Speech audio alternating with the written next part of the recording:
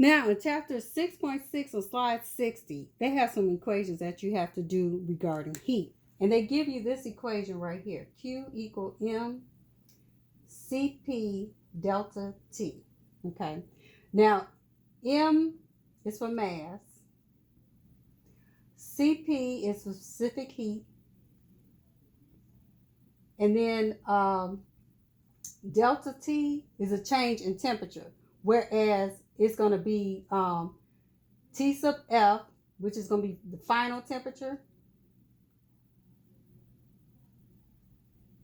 and minus T sub I, which is going to be the initial temperature. That's what you start off with. Okay. Now, this is the equation that you're going to use to solve these problems. Okay. Now, you're going to start off, when you look at slide 60, they have on there the specific heat of aluminum is 0.895.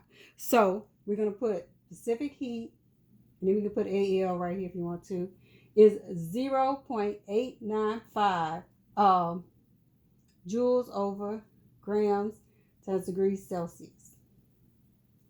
Okay.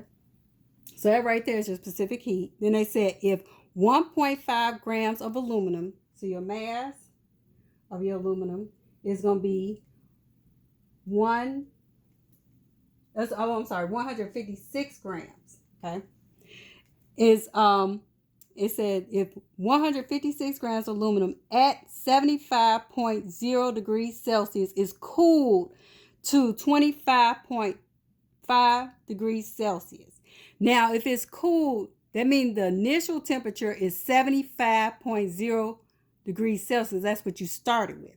So your T sub I is going to be the 75.0 degrees Celsius. And your T sub F, which is your final temperature, because it cooled down to 25.5 degrees Celsius. Okay. It said how much heat is transferred? What is the sign of Q and what is its significance? So in the book, they tell you that Q stands for heat.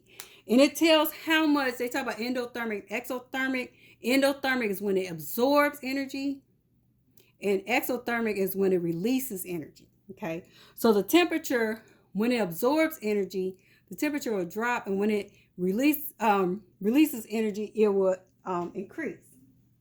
So what we do a calculation on it. So to start off with this problem, we'll fill everything in our equation. So first, like in the on the slide, they figure out the delta T by figuring out what this value would be.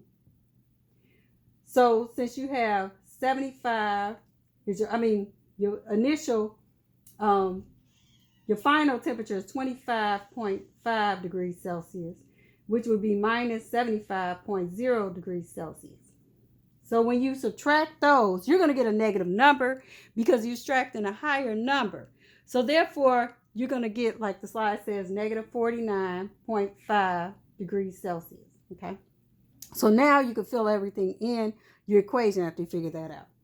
So you're going to have Q equal M specific heat times delta T. Now they just have a C there, so you can just write a C. Some people use CP like I use, but I'll just use C since the book is using C, so you won't get confused. And you're just gonna fill everything in. Q, you got the mass is 156 grams. Then your specific heat is 0.895 joules grams degrees Celsius.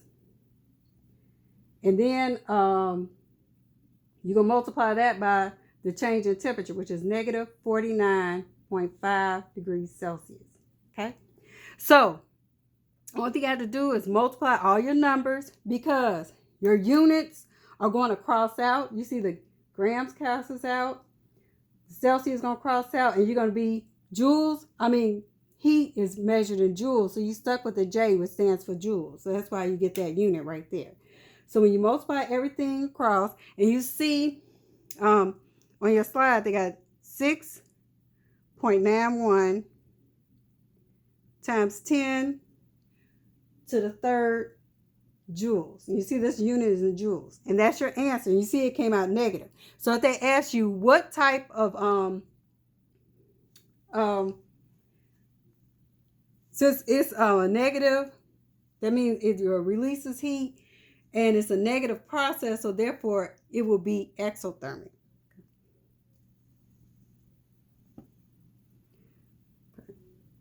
That'll be it.